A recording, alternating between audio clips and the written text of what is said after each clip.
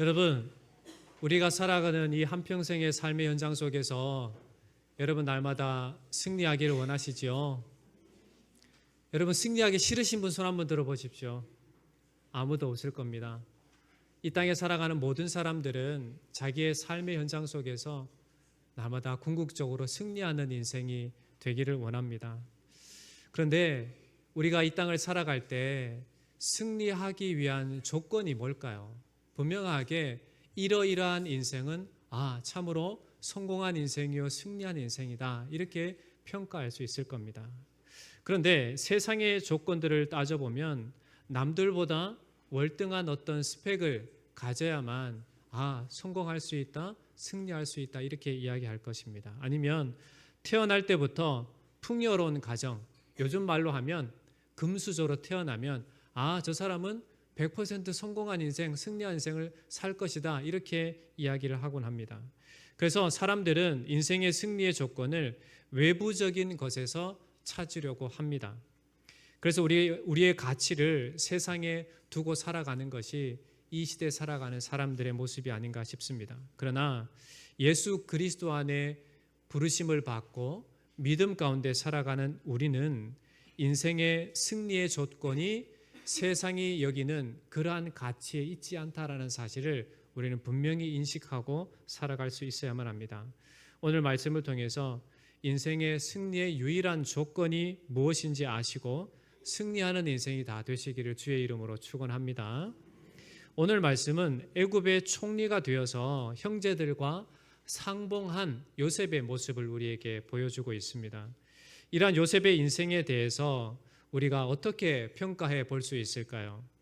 요셉의 인생은 승리한 인생입니까? 아닙니까? 라고 이렇게 질문하게 되면 여러분 뭐라고 대답할 수 있겠습니까? 제가 여러분에게 한번 물어보겠습니다. 반드시 대답을 해 주셔야만 합니다. 요셉은 승리한 인생입니까? 아닙니까? 자신 있게 말씀하셨죠? 네, 승리한 인생이다라고 자신 있게 말씀하셨습니다. 네, 맞습니다. 요셉의 인생은 승리한 인생입니다. 그렇다면 왜 요셉의 인생에 대해서 승리한 인생이요 성공한 인생이다, 이렇게 말을 할 수 있을까요? 고생 끝에 낙이 온다라고 하는 고진감래처럼 어떠한 그에게 주어졌던 많은 어려움을 극복하고 고난을 이기고 애굽의 총리가 되었기 때문에 그가 승리한 인생인가, 이렇게 이야기해 볼 수가 있을 겁니다. 그런데 해답은 결코 아니다라는 것입니다. 애굽의 총리가 된 외부적인 부분으로 인생의 승리를 만약에 판단한다면 요셉이 어려움을 극복하고 총리가 되었기 때문에 그 인생은 승리한 인생이다라고 판단을 한다라고 하면 구약 성경에 나오는 모든 왕들은 다 성공한 승리한 그러한 인생이 되어야 된다라고 볼 수가 있습니다. 그러나 구약 성경에 나오는 그 수많은 왕들은 그렇게 평가가 되지 않고 있다는 겁니다. 역대 이스라엘 왕들에 대한 평가를 보면 각기 다릅니다. 왕이었다면 모두 인생의 승리자가 되어야 되는데 그들의 평가에서 보면 제각기 다름을 성경을 통해서 살펴볼 수가 있습니다. 성경에 나타난 이들의 평가의 기준을 보면 분명한 평가의 기준이 우리에게 보여지고 있습니다. 그것은 무엇인가? 하나님 보시기에 어떠한 인생인가? 이것이 인생 승리의 평가 기준이었다라는 것을 성경은 우리에게 말씀해 주고 있습니다. 역대 왕 중에 하나님께서 보시기에 정직히 행한 왕으로 다윗을 예로 들 수가 있습니다. 그래서 다윗 이후에 왕들을 평가할 때에 다윗같이 여호와 보시기에 정직하게 행하여 라고 하는 그 수식어가 그 왕 이름 앞에 붙는다라고 하면 이 사람은 선한 왕으로 여겨집니다. 반대로 하나님께 불순종한 대표 왕으로 여로보암을 들 수가 있는데 역대 왕들 앞에 여로보암의 길로 행하며 라는 수식어가 붙으면 악한 왕으로 여겨집니다. 이처럼 하나님께서 인생을 평가하실 때에 그가 하나님 보시기에 어떠한 사람인가, 그가 하나님 보시기에 어떠한 인생의 삶을 살아갔는가, 이것이 바로 그 사람이 승리한 성공한 인생인가 아닌가를 평가하는 기준이 된다라는 겁니다. 오늘 말씀의 요셉의 인생에 대해 승리한 인생이라 할 수 있는 분명한 조건은 총리가 되었다라고 하는 외적인 모습, 즉 고생 끝에 총리가 되었다라고 하는 그것에 집중하지 않습니다. 하나님께서 그의 인생을 이끌어 가신다라고 하는 확실한 믿음과 그의 전체적인 인생의 삶의 현장 속에서 하나님의 말씀대로 살고자 하는 정결한 삶의 모습을 살아갔던 순종의 삶을 우리에게 보여주면서 그것이야말로 진짜 승리한 인생이다라는 것을 우리에게 보여줍니다. 오늘날 많은 사람들은 인생의 승리에 대해서 외적인 기준만을 제시를 합니다. 세상의 가치가 추구하는 것을 가져야만 되고 세상이 요구하는 것이 준비되어야지만 승리한 인생으로 그렇게 여겨집니다. 그래서 내가 어떻게 하느냐에 따라서 인생이 원하는 방향으로 갈 수 있다라고 생각을 합니다. 그러나 이것은 철저히 인본주의적인 생각일 뿐입니다.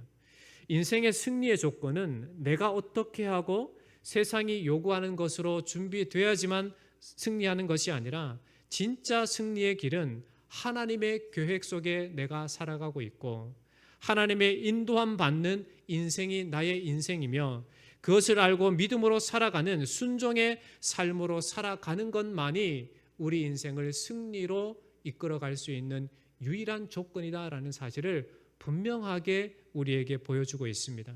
그래서 세상의 가치로 남들과 비교해서 남보다 나은 삶을 살려고 하지 말고 하나님의 역사 안에 하나님의 영원한 계획 안에 하나님의 선하신 뜻대로 살아내려고 하는 것이 바로 우리 인생이 돼야 된다라는 것입니다.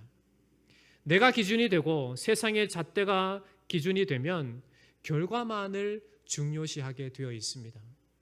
결과만 좋으면 다 좋다라고 하는 그러한 식이 되기 십상입니다. 그러나 하나님의 계획 속에 주님의 인도함을 받는 인생, 하나님의 선하신 뜻대로 살아가려고 하는 인생은 과정 또한 중요하다는 사실을 분명하게 인식하고 살아갑니다.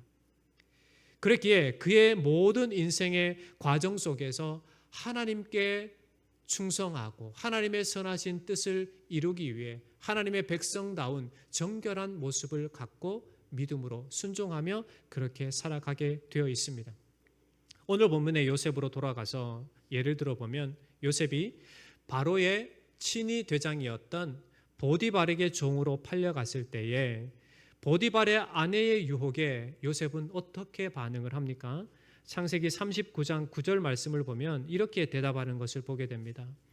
이 집에는 나보다 큰 이가 없으며 주인이 아무것도 내게 금하지 아니하였어도 금한 것은 당신뿐이니 당신은 그의 아내임이라. 그런즉 내가 어찌 이 큰 악을 행하여 하나님께 죄를 지으리까? 요셉은 어찌 이 큰 악을 행하여 하나님께 죄를 지으리까? 라고 말을 합니다. 주인 보디발이 아니라 하나님께 죄를 지을 수 있겠습니까? 라고 말을 하고 거절을 하는 모습을 보게 됩니다.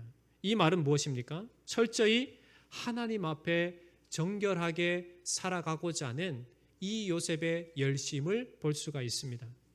이 요셉의 중심 가운데는 하나님 앞에 정결하게 살아가고자 하는 그 중심밖에 없다라는 것을 분명하게 보여주는 대목이 됩니다. 요셉은 하나님의 살아계심과 하나님의 선하신 뜻을 쫓아 살아갔던 그러한 자였기에 하나님은 그로 인생의 승리를 하게 하셨다라는 겁니다. 오늘 본문 5절 말씀에도 보시면 당신들이 나를 이곳에 팔았다고 해서 근심하지 마소서, 한탄하지 마소서. 하나님이 생명을 구원하시려고 나를 당신들보다 먼저 보내셨나이다. 이렇게 고백하는 것을 보면 요셉은 과거나 또 지금에 이렇게 된 모든 것은 하나님의 섭리요 하나님의 인도하심이다라고 하는 분명한 믿음을 갖고 있었다라는 것을 보게 됩니다. 이처럼 우리 인생이 승리할 수 있는 유일한 조건은 바로 내가 하나님의 계획 가운데 있다라는 사실, 그리고 주님의 인도함을 받고 있다라는 사실, 그리고 믿음으로 순종하며 정결하게 하나님의 백성다운 삶의 여정을 살아가리라 라고 하는 것을 깨닫고 그렇게 살아가는 것이야말로 진정 인생의 승리를 쟁취할 수 있는 유일한 조건이다라는 사실을 분명하게 우리에게 보여주고 있습니다. 바라기는 여러분의 이 한평생의 인생, 여러분 다시 살 수 없습니다. 지금까지 우리가 살아온 시간을 돌이킬 수 없습니다. 우리가 과거로 돌아갈 수 없기에 앞으로 우리가 남은 시간을 살아갈 동안에 이러한 하나님께서 기뻐 받으시고 참으로 승리로 이끌어 주시는 그 하나님을 우리가 알고 믿고 의지하고 승리하는 인생들이 다 되시기를 주의 이름으로 축원합니다. 그렇다면 오늘 말씀을 통해서 인생 승리의 유일한 조건이 되시는 그 하나님 앞에 우리가 어떠한 자세로 살아가야 될까? 세 가지로 살펴볼 수가 있습니다. 첫 번째는 하나님 앞에 있다라는 분명한 인식을 갖고 살아가야 합니다. 여러분, 지금 여러분이 앉아서 하나님께 예배드리고 있습니다. 누구 앞에 앉아 있습니까? 김정수 앞에 앉아 있는 게 아니라 하나님 앞에 앉아 있습니다. 여러분의 마음이 지금 어디를 향하고 있습니까? 하나님께 향해 있어야만 합니다. 몸은 여기 와 있어도 마음은 딴 데 가 있으면 결코 되지 않습니다. 무엇이든지 여러분께 하나님께 예배 드릴 때에 기도를 한다든지 여러분의 삶의 모습 속에서도 항상 내가 하나님 앞에 거한다라고 하는 그 분명한 인식을 갖고 살아갈 수 있어야 되는 겁니다. 이 세상에 살아가는 사람들 중에 자신에 대해서 내가 하나님 앞에 살아간다라는 사실을 인식하지 못하고 살아가는 수많은 사람들이 있습니다. 여러분, 하나님을 떠난 인생은 험한 인생이라고 치부할 수밖에 없습니다. 그렇게밖에 생각할 수밖에 없습니다. 왜? 죄 아래 살아가는 인생은 그러한 인생이기 때문에 그렇습니다.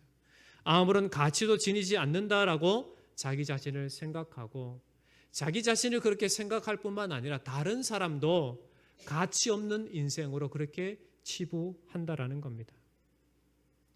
여러분, 우리가 매스컴을 통해서 참으로 안타까운 사건들에 대한 보도를 많이 접하게 됩니다. 얼마 전에 정유정 사건에 대한 부분도 그렇고 요즘 최근에 매스컴에서는 영아 시신 방치에 대한 부분들도 우리에게 보여주고 있습니다. 왜 그러한 생명을 경시 여기는 아무것도 아닌 것처럼 왜 그렇게 여기면서 살아가게 될까요? 그것은 바로 본인이 하나님 앞에 살아가는 자임을 알지 못하기 때문에 그렇습니다. 단지 자기가 살아가는 모든 인생의 주인은 자기인 것냥 그렇게 살아가기 때문에 그렇습니다. 그냥 이 한평생의 삶을 살면 끝이다라고 그렇게 생각하고 있기 때문에 그렇습니다. 우리는 철저히 알아야만 합니다. 이 땅에 존재하는 모든 사람 한 사람은 모두 다 하나님의 특별한 계획 가운데 태어나고 살아가고 있다는 사실을 분명히 인식할 수 있어야만 합니다. 하나님께서 우리 각 사람을 하나님의 놀라운 계획 속에 이 땅에 살아가게 하셨기 때문에 어린 아이든지 나이가 지긋한 어른이든지 모두 지금의 모든 삶은 하나님께서 살아가게 하신 참으로 놀라운 은혜의 시간이다라는 시간, 소중한 삶이다라는 것을 우리는 반드시 알고 주의 뜻대로 살아가는 인생이 되어야 된다라는 것입니다. 여러분, 우리가 살아가는 이 시간은 없어도 되는 시간이 결코 아닙니다. 그냥 허비해버려도 되는 시간이 아니라 반드시 존재해야 되는 시간, 반드시 우리가 살아내야 될 그러한 시간이고 인생인 줄 믿습니다. 우리에게 꼭 필요한 시간이요 소중한 삶이다라는 것을 여러분 꼭 기억할 수 있어야만 합니다. 여러분, 나이가 지긋이 들면 무엇을 바라보며 삽니까? 우리 연세 드신 우리 어르신들께 여쭤보겠습니다. 여러분, 뭘 바라보고 사시나요? 대답이 없으시면 자의적으로 제가 해석을 합니다. 무엇을 바라보고 사십니까? 우리에게 소망이 되시는 분인 바로 예수밖에 없는 줄 믿습니다. 우리가 살아가는, 우리가 바라보며 사는 모든 인생의 이 시간 속에서 바라봐야 될 분은 오직 예수 그리스도뿐인 줄 믿습니다. 우리 연세 드신 분들은 죄송하지만 이제 사실 날이 지금까지 살아온 날보다 짧습니다. 그러면 그 시간 동안에 우리가 무엇을 바라보고 살아가야 되는가? 우리에게 소망이신 예수 그리스도밖에 없는 줄 믿습니다. 그러기에 이 시간을 소중히 여기시고 주님 부르시는 그날까지 우리에게 주어진 이 믿음의 삶을 온전히 살아내시기를 주의 이름으로 축원합니다. 여러분, 우리 인생은 우리의 것일까요? 하나님의 것일까요? 하나님의 것입니다. 이런 분명한 확신과 인식을 가지고 살아갈 수 있어야만 합니다. 요셉의 고백을 보면 5절 하반절에 보면 이렇게 이야기합니다. 하나님이 생명을 구원하시려고 나를 당신들보다 먼저 보내셨나이다. 7절 말씀 보시면 하나님이 큰 구원으로 당신들의 생명을 보존하고 당신들의 후손을 세상에 두시려고 나를 당신들보다 먼저 보내셨나니 라고 고백하는 것을 보게 됩니다. 과거나 현재 그리고 미래를 보는 관점이 동일하게 하나님이 행하셨고 행하시며 행하실 것이다 라고 하는 분명한 믿음의 고백을 하고 있는 것을 보게 됩니다. 요셉은 자신을 먼저 보내셔서 후손을 세상에 두실 것이다 라는 분명한 믿음을 갖고 있다라는 겁니다. 여러분, 여러분이 이 땅 가운데 존재하는 이유는 여러분 자신뿐만 아니라 여러분을 통해서 여러분의 자녀들이, 여러분의 후손이 하나님을 믿는 믿음 안에 살아가도록 우리를 부르셨다는 것을 꼭 기억하시고 살아가시기 바랍니다.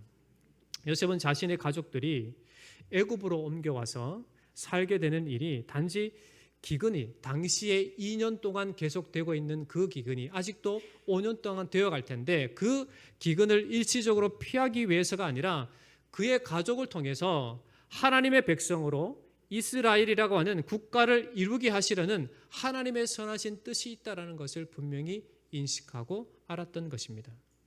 여기서 후손이라고 하는 것은 남은 자를 말합니다. 여기서 남은 자라고 하는 것은 하나님에 대한 바른 신앙을 잃지 않는 사람을 가리킵니다. 하나님께서는 믿음의 자들, 우리를 통해서 후손, 즉 하나님에 대한 바른 신앙을 잃지 않고 살아가는 사람들을 남기기를 원하셨다라는 겁니다. 구약의 선지서에 보면 이 남은 자 사상에 대한 부분들이 있습니다. 많은 사람들이 타락하고 또 타락했지만 하나님은 그러한 가운데 하나님을 온전히 따르는 남은 자들을 통해서 하나님의 역사를 이루어 가셨다라는 것을 우리에게 분명하게 보여줍니다.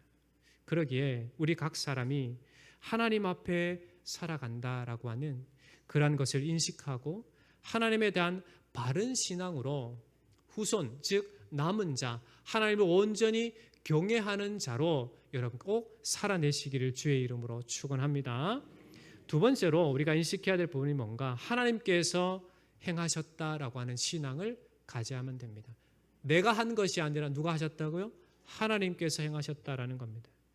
즉 하나님께서 모든 것을 행하신다라고 하는 믿음, 모든 나의 인생의 주도권은 하나님께서 갖고 계시다라는 그러한 믿음을 갖고 살아갈 수 있어야만 합니다. 8절 상반절 말씀만 보실까요? 그런즉 나를 이리로 보낸 이는 당신들이 아니요 하나님이시라, 이렇게 고백을 합니다. 요셉은 역사의 배후에서 자신을 애굽으로 인도하신 하나님의 손길을 바라보고 이렇게 고백을 합니다. 당신들이 나를 판 것이 아니라 하나님께서 나를 애굽으로 인도하셨다라는 겁니다.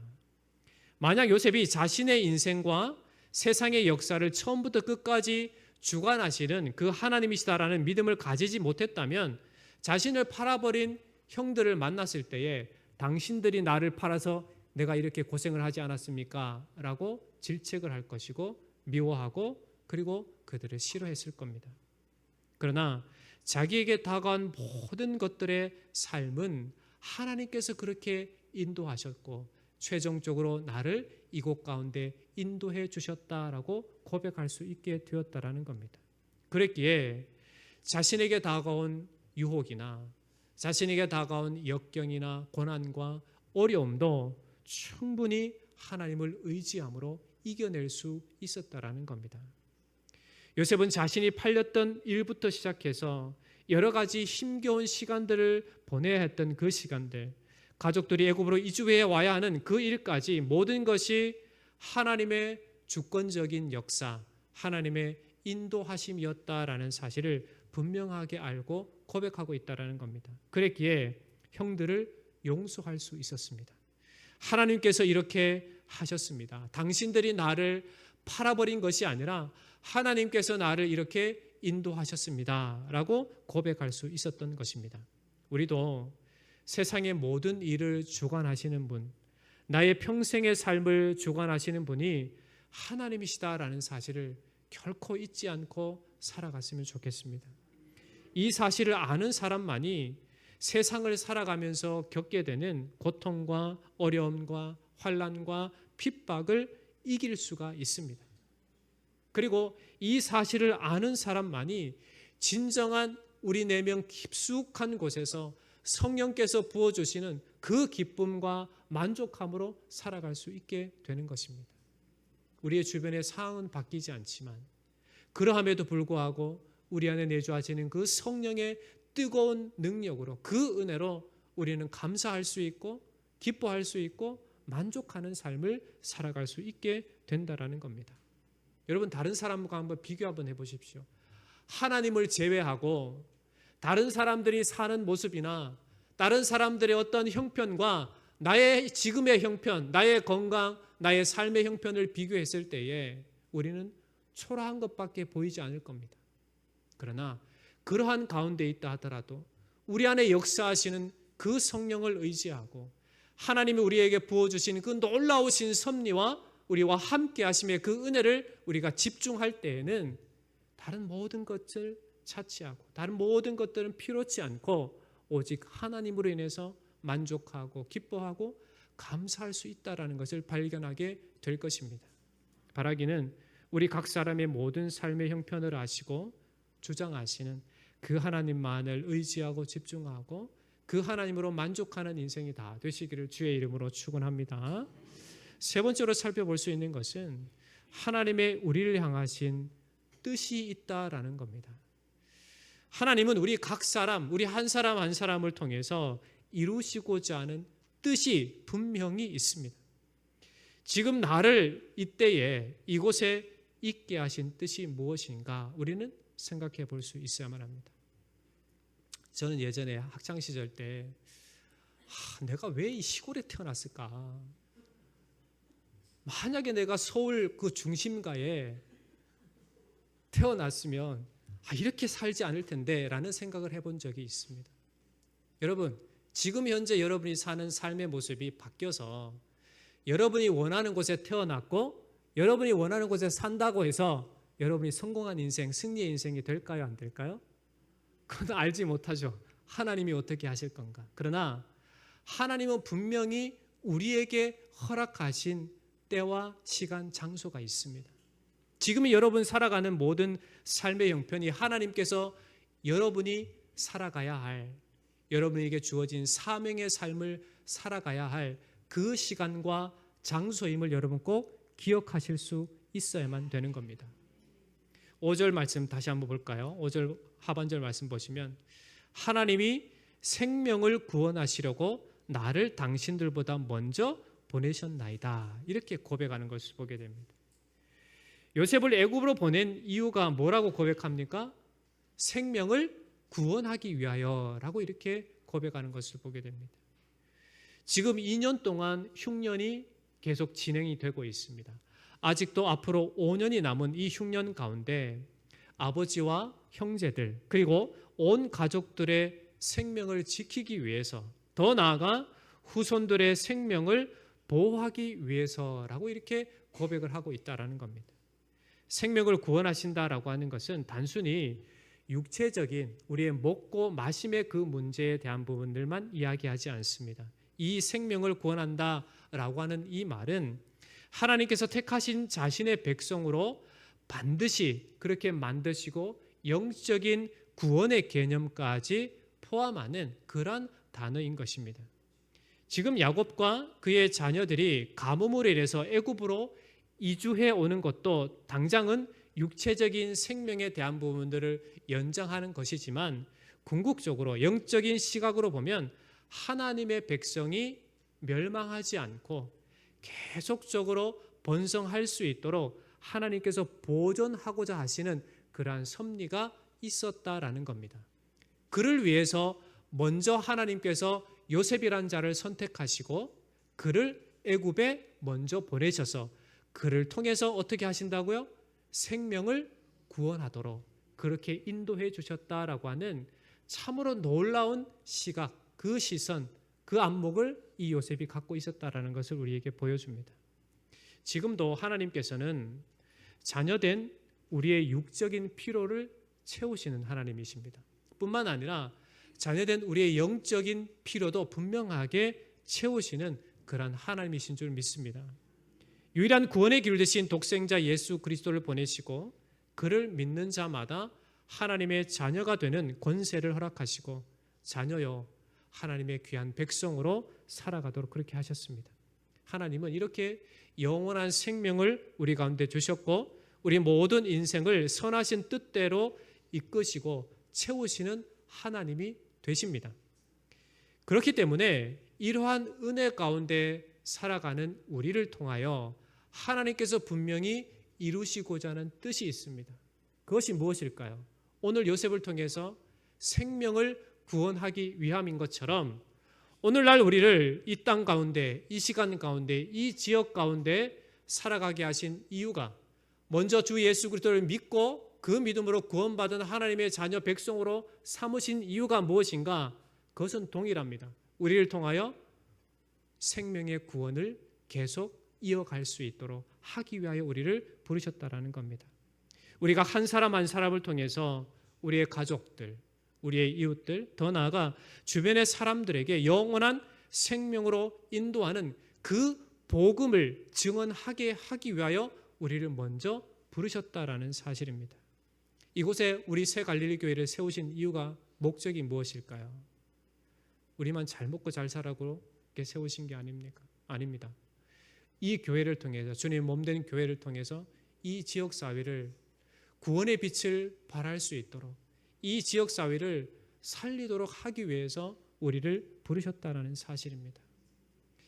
우리가 이제 계속 앞에 공사하고 있습니다. 공사하면서 우리 주변에 계신 분들한테 좀 폐를 많이 끼친 것 같습니다. 그래서 어떤 아주머니 한 분을 만나셨는데 공사하고 나서 꼭 버리는 그 쓰레기를 자기가 통 만들어 놓는데 꼭 버린다라고 불평불만을 저에게 말씀하시는 거예요. 그래서 제가 진짜 죄송하다고 제가 앞으로 잘하겠다고 그렇게 말씀을 드렸습니다. 그런데 그분이 하시는 말씀이 이거예요. 교회라면 뭔가 달라야 되지 않겠냐. 예수 믿는 사람이라면 뭔가 빛이 돼야 되지 않겠냐. 저보다 더 잘 알아요. 세상 사람들은 바로 그거 봤습니다. 예수 믿는 사람들을 빛으로 알고 있어요. 빛이 돼야 된다라고 알고 있고 빛이라고 알고 있습니다. 그러면 여러분 우리가 세상 속에 살아가는 사명자를 우리가 먼저 부르셨다면 그 영혼을 위해서 우리가 해야 될 일이 뭘까요? 우리가 말 하나, 행동 하나하나를 참 예수 믿는 사람으로 그렇게 행할 수 있어야만 됩니다. 여러분 자유롭죠. 왜? 그들도 버리는 쓰레기 나도 버리면 된다라고 할 수 있습니다. 그러나 예수 믿는 사람은 달라야만 합니다. 똑같으면 되지 않습니다. 여러분의 하나하나 행실을 참으로 예수 믿는 사람은 뭔가 다르구나라고 하는 그 삶의 모습을 보여줄 수 있어야만 됩니다. 왜 세상 사람들이 행하는데 똑같이 행하는 삶이 돼야 됩니까? 그것이 아니라 하나님은 우리를 부르신 이유가 세상과는 구별되게 우리를 부르셨습니다.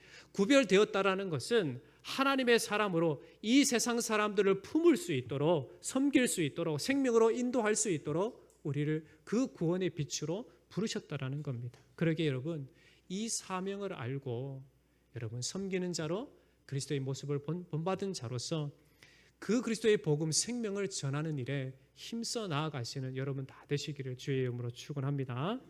말씀을 맺겠습니다. 그리스도의 몸의 지체로 부르심을 받은 인생이 바로 저와 여러분의 인생인 줄 믿습니다. 그러기에 승리한 인생의 길로 여러분 우리가 늘 하나님의 놀라우신 계획 속에 하나님의 인도하심을 받는 인생이다라는 사실을 여러분 한순간도 잊지 않고 우리에게 주신 이 믿음으로 살아내되 하나님의 백성다운 정결한 모습으로 여러분 살아내시기를 주의 이름으로 축원합니다. 이것만이 진짜 우리 인생 가운데 승리할 수 있는 유일한 조건이다라는 사실을 여러분 꼭 명심하고 그렇게 살아내시기를 주의 이름으로 축원합니다. 이를 위해서 이렇게 부르심을 받은 자로서 늘 하나님 앞에 살아가는 인생이 되시기를 축원합니다. 나는 이제 없고 오직 예수만이 드러나는 그러한 인생으로 여러분 살아가시기를 주의 이름으로 축원합니다. 여러분, 나로부터 출발하면 모든 것이 죄악됨일 수밖에 없습니다. 왜요? 내가 주인이 되기 때문에 그렇습니다. 그러나 하나님으로부터 출발하는 인생은 하나님만이 영광을 받으셔야 되고 하나님만이 만족하셔야 되기 때문에 그 영광을 위해 쫓아가는 사람이기에 하나님의 영광과 기쁨이 되는 인생이 되는 것입니다. 그러기에 여러분, 여러분의 평생의 삶이, 이 한평생의 삶이 참으로 하나님께 영광이 되는 그런 복된 인생으로 진짜 승리자로 살아가시기를 주의 이름으로 축원합니다. 기도하겠습니다. 하나님 아버지, 참 감사합니다. 우리를 하나님의 놀라우신 그 은혜와 사랑으로 독생자 예수 그리스도로 구원하여 주시고 그 구원의 은총 가운데 우리와 날마다 함께 하시고 우리의 모든 인생을 하나님의 계획 속에 두시고 하나님의 인도함 가운데 살아가게 하시며 늘 우리에게 주신 이 믿음으로 살아가도록 날마다 우리 안에 내주하시는 성령께서 일깨워 주시니 감사합니다. 주님, 우리에게 주어진 이 놀라우신 구원의 은총 아래 날마다 하나님 말씀에 순종하고 우리에게 주어진 이 삶이 하나님 앞에 살아감을 알고 주의 선하신 뜻을 이루기 위해 힘써 달려가는 인생들이 되게 하여 주시옵소서. 나로부터의 삶이 아니라 오직 하나님으로부터의 삶으로 살아감을 알고 늘 믿음으로 우리 주 하나님의 영광을 위하여 온전히 살아내는 우리 사랑하는 모든 성도들 되게 역사해 주시옵소서. 살아계신 예수님의 이름으로 간절히 기도하옵나이다. 아멘.